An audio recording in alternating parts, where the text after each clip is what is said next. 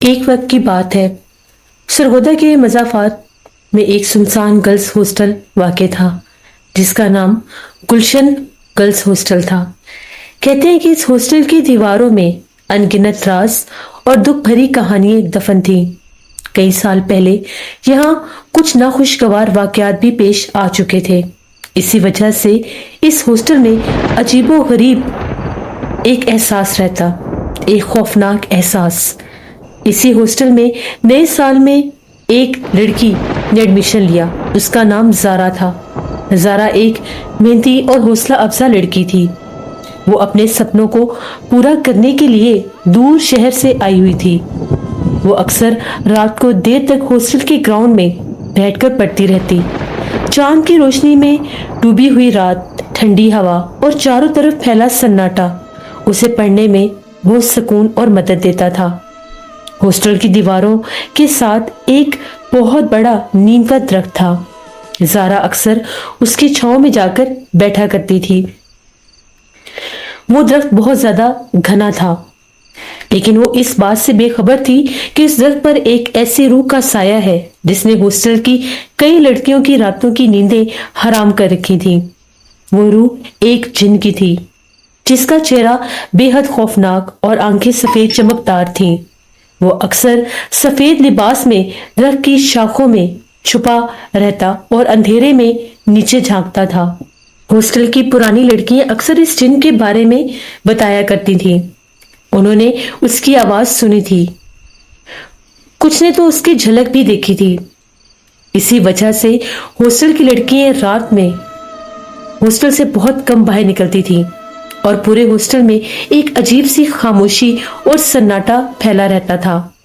وہاں کا ماحول رات کے وقت بہت زیادہ پرسرار ہو جاتا۔ کوئی بھی لڑکی بنا ضرورت اپنے کمروں سے باہر نکلنے کی جرات تک نہ کرتی تھی۔ بہت سی لڑکیوں نے اس مخلوق کو اپنے آس پاس بھی چلتے پھرتے دیکھا تھا۔ بہت سی لڑکیاں اس ہاسٹل کو اس وجہ سے چھوڑ کر چلی گئی تھیں کیونکہ وہ کہتی تھیں کہ وہ بھیانک بھٹکتا جن جو ہے وہ مختلف روپ لے کر ان کے سامنے ظاہر ہوتا ہے۔ کبھی انہیں ایسا لگتا کہ جس طرح سے ان کے کمرے کے باہر کھڑا کوئی سرگوشی میں بول رہا ہے، کبھی یہ لگتا کہ جیسے کمرے کے دروازے پر کوئی دستک دیتا ہے۔ اگر کوئی اکیلی لڑکی کوریڈور میں جا رہی ہوتی تو اس کے پیچھے ایک بوڑھا آدمی ہاتھ میں لاٹھی لیے چل رہا ہوتا۔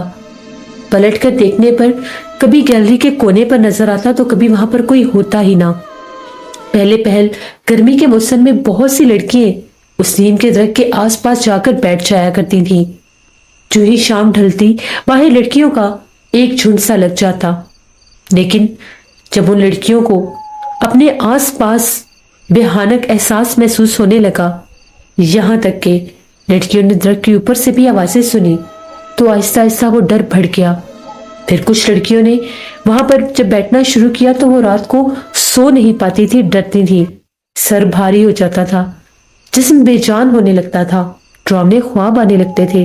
تو لڑکیاں خوف کے مارے اس درخت سے دور رہنے لگی۔ ان کی مجبوری تھی، انہیں وہاں پر رہنا ہی رہنا تھا۔ جس سے بھی وہ اس بارے میں بات کرتی، کوئی سیریس لیتا تو کوئی نہ لیتا۔ زارا کو بھی اس کے روم میٹ نے منع کیا تھا کہ اس درخت کے نیچے شام کے بعد مت بیٹھا کرو۔ بہت سی لڑکیاں اس درخت سے بیمار ہو چکی ہیں، لیکن زارا ان باتوں سے بالکل بے خبر تھی۔ ایک رات جب وہ نیم کے درخت کے نیچے بیٹھ کر پڑھ رہی تھی، اسے آہستہ آہستہ کسی مرد کی آواز سنائی دی۔ آواز بہت مدھم سی تھی، جیسے کوئی دور سے بول رہا ہو۔ زارا نے پہلے سوچا شاید کسی کی دور سے آواز آ رہی ہے، شاید کوئی بول رہا ہوگا، اس لیے اس نے اتنا غور نہیں کیا۔ اسے پھر سے کسی کے بولنے کی آواز آئی، لیکن اب وہ آواز بہت قریب سے آ رہی تھی اور بار بار ایسا لگ رہا تھا کہ جس طرح سے اس کا کوئی نام لے رہا ہے۔ اب آواز بہت زیادہ پاس سے تھی، جیسے پیچھے کھڑے ہو کر اس کو کسی نے بلایا ہو۔ زارا ایک جھٹکے سے اٹھی اور اس نے پیچھے پلٹ کر دیکھا، اسے وہاں کوئی بھی نظر نہیں آیا۔ اسے لگا کہ شاید میں بہت زیادہ وہم کر رہی ہوں۔ کچھ دیر بیٹھی اور پھر سے پڑھنے لگی۔ कुछ देर के बाद वो आवाज उसके कान के पास से आई और बहुत तेज थी। ऐसा लगा जैसे कान के करीब आकर कोई कहता है, ज़ारा तुम बहुत अच्छी लगती हो। इस बार ज़ारा के दिल की धड़कन बहुत तेज हो गई। वो समझ गई कि ये कोई आम आवाज नहीं है। उस रात वो जल्दी से उठकर अपने कमरे में चली गई। उसने गैलरी में जाने से पहले पलट कर देखा तो एक सायानुमा वजूद दरख्त के नीचे उसे चलता फिरता नजर आया। वो डर गई। पूरी रात वो अपने कमरे में डर के मारे सो नहीं पाई। अगले कई दिनों तक ये सिलसिला चलता रहा। जब भी ज़ारा रात को ग्राउंड में बैठती, वो आवाज उसका पीछा करती। कभी वो उसका नाम लेती, कभी उसकी तारीफ करती, तो कभी अजीबो गरीब सिसकारियां भरती। ज़ारा अब समझ चुकी थी कि यहाँ पर कुछ ना कुछ तो है। ये आम बात नहीं है। पुरानी लड़कियों ने जितनी भी बातें की हैं, यहाँ पर किसी मखलूक का बसेरा है। कुछ गड़बड़ तो है।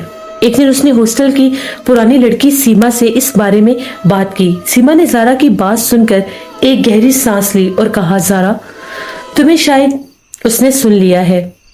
वो इस हॉस्टल का एक ऐसा भटकता वजूद है जिसे बहुत सी लड़कियों ने देखा है। कहते हैं नीम के उस पुराने दरख्त के ऊपर एक जिन का बसेरा है। कई लड़कियां कई बार उस दरख्त से डरी भी हैं। उन लड़कियों ने भी उसकी ऐसी ही आवाजें सुनी हैं। वो इसी नीम के दरख्त पर कई जमानों से अपना बसेरा किए हुए है। उसने बहुत सी लड़कियों को परेशान भी किया है। सीमा की बात सुनकर ज़ारा बहुत ज्यादा डर गई। अब उसे समझ आया कि रातों को हॉस्टल में इतना सन्नाटा क्यों रहता है। उसे ये भी बात समझ में आई और जब भी उसे ऊपर नजर जाती थी, उसे ऐसा लगता था कि जैसे उसको कोई देख रहा है। उसके ऊपर एक ऐसा अनदेखा वजूद नजर जोड़े है। जिन अब ज़ारा के पीछे ही पड़ गया था। रात को जब वो अपने कमरे में होती तो उसे दरवाजे और खिड़कियों पर ऐसी आवाजें आती जैसे उनको कोई धकेलने की कोशिश करता है। कभी कभी तो उसे ऐसा लगता जैसे कोई उसके कमरे में दाखिल होने की कोशिश कर रहा हो। जो ही वो उठकर देखती तो उसके रूममेट सो चुकी होती।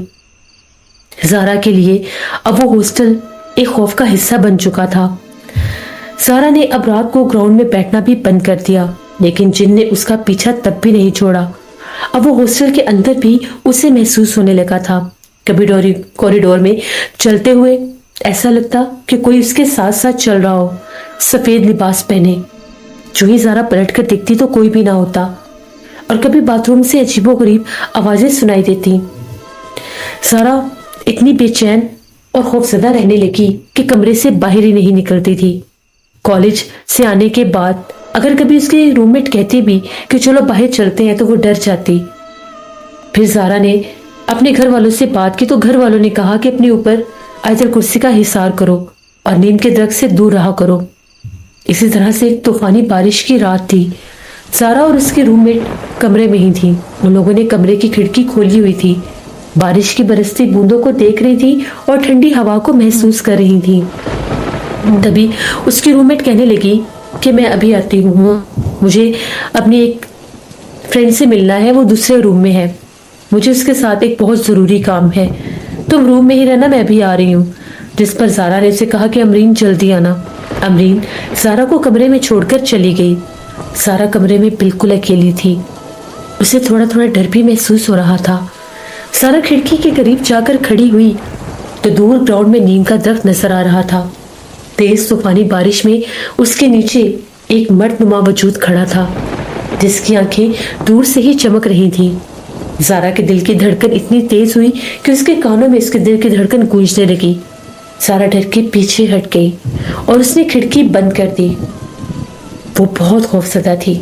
जो ही ज़ारा खिड़की बंद करके बैठी, उसे ऐसा महसूस हुआ कि खिड़की के पास कोई चलकर आया है। वो ज़ारा का नाम ले रहा था। ज़ारा, बहुत दिन हो गए, तुम दरख्त के पास नहीं आई। मैं हर रोज तुम्हारा इंतजार करता हूँ, मैं हर रात तुम्हारा इंतजार करता हूँ। ज़ारा आओ, देखो बाहर कितनी प्यारी बारिश हो रही है, तुम भी इस बारिश में आओ, आओ उस नीम के दरख्त के नीचे। ज़ारा के कानों से ये आवाज़ टकराई तो ज़ारा के दिल की धड़कन बहुत तेज हो गई। वो जल्दी से कमरे से उठी और दरवाज़ा खोलकर बाहर आ गई। बाहर हर तरफ बारिश बरस रही थी। वो कमरे में ही खड़ी थी। फिर भी उसे दोबारा से एक और आवाज़ आई, ज़ारा इस तरफ आओ, खिड़की को खोलो और मुझे देखो। ज़ारा ने अपने कमरे का दरवाजा बंद किया और बाहर बरामदे में खड़ी हो गई। अभी ज़ारा को वहां पर खड़े हुए सिर्फ 2 से 4 मिनट ही हुए थे। बाथरूम वाली साइड से उसे अमरीन ने आवाजें देना शुरू कर दी। ज़ारा, ज़ारा इधर आओ, मुझे तुम्हारी जरूरत है, जल्दी आओ। ज़ारा देखो, मैं गिर गई हूँ। अमरीन की आवाज सुनने पर ज़ारा ने पलटकर फौरन गैलरी की तरफ देखा। वहां ज़ारा को अमरीन तो दिखाई नहीं दी, लेकिन उसकी आवाजें मुसलसल गूंज रही थी। ज़ारा तेजी से भागती हुई बाथरूम की तरफ गई। बाथरूम बिल्कुल बरामदे के एंड में एक गैलरी थी, उस तरफ था। ज़ारा ने वहां पर जाकर देखा और पूछने लगी अमरीन, तुम कहाँ हो? तो मुझे नजर नहीं आ रही, कहाँ हो तुम? लेकिन वहां पर अमरीन की कोई आवाज भी नहीं थी। सारे बाथरूम खाली थे, यहां तक कि वहां की लाइट भी ऑफ थी। तभी ज़ारा ने कोने में एक वजूद को खड़े देखा। ऐसे लग रहा था कोई चलता चलता उसके करीब आ रहा हो। उसे अपने पीछे एक वजूद महसूस हुआ जो बिल्कुल उसके करीब आ चुका था। उसने ज़ारा के कंधे पर हाथ रखा और उसके कान के पास आकर सरगोशी करने लगा। ज़ारा, तुम्हें अमरीन ने नहीं, मैंने बुलाया था। ज़ारा डर गई और चीख मारकर दूर हटी। उसका हाथ स्विच बोर्ड पर लगा और उसने लाइट ऑन की। चारों तरफ कोई भी नहीं था, लेकिन एक वजूद, एक लम्स जो उसने महसूस किया था उसके बहुत पास था। ज़ारा चीखें मारती हुई उस गैलरी से भागती भागती अपने कमरे में गई और बहुत ज्यादा रोने लग गई। उसके रोने की और चीखों की आवाजें सुनकर साथ वाले कमरों की लड़कियां निकल कर आ गई। वो ज़ारा को चुप करवा रही थी और ज़ारा कह रही थी, मुझे वो बहुत ज्यादा तंग कर रहा है। मुझे एक जिन्नुमा वजूद, एक ऐसी मखलूक तंग कर रही है। वो मुझे बार बार आवाजें दे रहा है, जिसके बारे में सब बात करते हैं कि वो नीम के दरख्त पर रहता है। मुझे बहुत डर लग रहा है। वार्डन को बुलाया गया। वार्डन भी ज़ारा की हालत को देखकर बहुत परेशान हो गई। उसी वक्त ज़ारा के घर में फोन किया गया। उसके वालिदैन को इत्तला दी गई कि ज़ारा को आकर सुबह ले जाएं। ज़ारा बहुत बीमार हो चुकी है। वो रात भर बारिश बरसती रही और वो ज़ारा को मुख्तलिफ जगहों से खड़े होकर पुकारता रहा। कभी कमरे की खिड़की के पास, कभी बाहर दरवाजे के पास, तो कभी ऐसा लगना कि उसके कान के पास आकर बोल रहा हो। रात भर एक लम्हे के लिए भी ज़ारा की आंख नहीं लगी। सुबह 8 बजे जब उसकी आंख लगी तो दरवाजे पर दस्तक हुई। बाहर वार्डन खड़ी थी। तुम्हारे घर वाले आ गए हैं। इसके घर वालों को जब पता चला वो बीमार है तो वो सुबह सुबह ही आ गए। उस वक्त 10 बज रहे थे। ज़ारा उठी और जाकर अपने अम्मी अब्बू से मिली। उन्हें कहने लगी, मुझे घर लेकर जाएं। मुझे यहाँ पर बहुत डर लगता है। यहाँ पर मुझे ऐसा लगता है मेरे पीछे एक मखलूक लग गई है। आप लोग जानते हैं कि यहाँ पर एक जिन का बसेरा और उस दरख्त पर वो रहता है। उसके घर वाले इसकी बातों को सुनकर बहुत हैरान हुए और उनको यकीन ही नहीं आ रहा था कि ज़ारा को हो क्या गया है। वो उसे तसल्ली और दिलासे देने लगे और बिलाखिर अपने साथ भी ले गए। ज़ारा को उसके घर वाले जब अपने साथ लेकर गए, वहां पर भी जाकर ज़ारा बहुत बीमार हो गई और डरने लग गई। उसका बुखार ही नहीं टूटता था। वो सोई सोई चीखें मारने लगती थी। उसे ऐसा लगता था कि कोई आकर उसके हाथ पकड़ लेता है। कभी ऐसा लगता था कि उसके बालों को कोई सहलाता है, जबकि वो तो हॉस्टल भी छोड़ चुकी थी। फिर ज़ारा के घर वाले उसे एक साहिब इल्म के पास लेकर गए। उन साहिब इल्म का ये कहना था कि इस लड़की के ऊपर एक जिन का साया हो चुका है। उस जिन ने बहुत करीब से इसकी खुशबू महसूस की है। वो जिन हर रात इसके पास खड़ा होता था जब ये उस दरख्त के पास बैठकर पढ़ती थी। उसका बसेरा कई बरसों से उस नीम के दरख्त पर है।